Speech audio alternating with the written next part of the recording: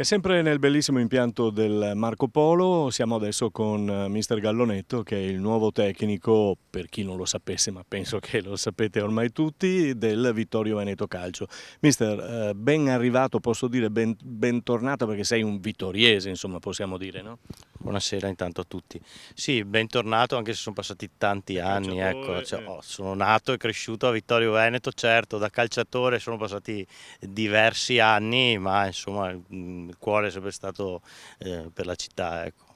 Di te si è sempre parlato bene fin dalle categorie cosiddette minori, perché si diceva proprio, beh, Gallonetto merita un pochino di piazze più ambite, questa è una piazza bella e importante.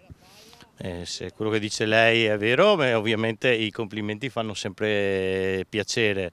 Vittorio è indubbiamente una piazza importante per blasone, per storia, che però, come avevo detto anche a qualche collega, deve capire che la sua categoria quest'anno è la promozione. È una categoria, quella di promozione, che secondo me già l'eccellenza è cresciuta negli scorsi anni, anche questa promozione però, visti anche i gironi di quest'oggi che sono usciti, direi che è salita.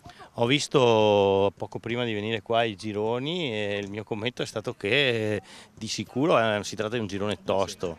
Conosco abbastanza bene il campionato, credo che già l'anno scorso rispetto magari a 2 anni fa si era alzato un po' il livello e quest'anno con l'aggiunta di altre 3-4 squadre che comunque hanno il blasone o comunque una struttura simile a Vittorio, credo sia un campionato molto competitivo. Molti dicono che come ha fatto il Piave lo scorso anno, toccherà anche a voi cercare di ammazzare il campionato, però come dicevi sarà dura. Ma come ha fatto il Piave, anche il Piave a parte che ha avuto dei momenti di difficoltà, poi comunque sono venuti alla distanza, sono venuti fuori i valori.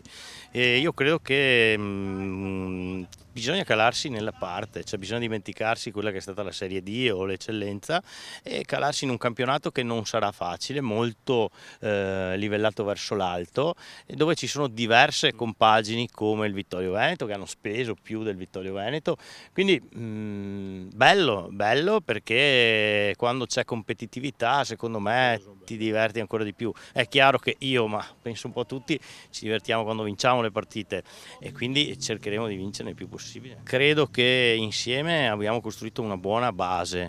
È ovvio che sono stati cambiati tanti giocatori, una ventina di nuovi, e ci vuole anche un po' di tempo per conoscerci. Quello che ci è piaciuto sempre dire, che credo che abbiamo fatto, è che abbiamo guardato anche alle persone oltre che al giocatore, e per quel poco che ho visto in questi giorni vedo disponibilità, vedo serietà e questa è la cosa più importante. Nelle prossime giornate amichevoli di un certo livello, perché arriva anche il San Donà, mi pare.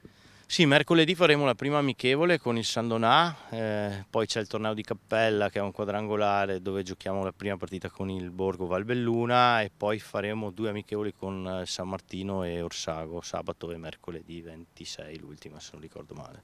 A parte il caldo, insomma, che non molla, bisogna non mollare, perché sarà un campionato, come dicevi, di quelli da segnare. Bisogna aver voglia, io credo che la voglia, il rispetto delle regole, l'organizzazione e la voglia possono fare la differenza. Questo è quello che ho visto nei primi giorni, mi auguro di vederlo da qua alla fine di aprile. Mister, buon lavoro. Grazie mille.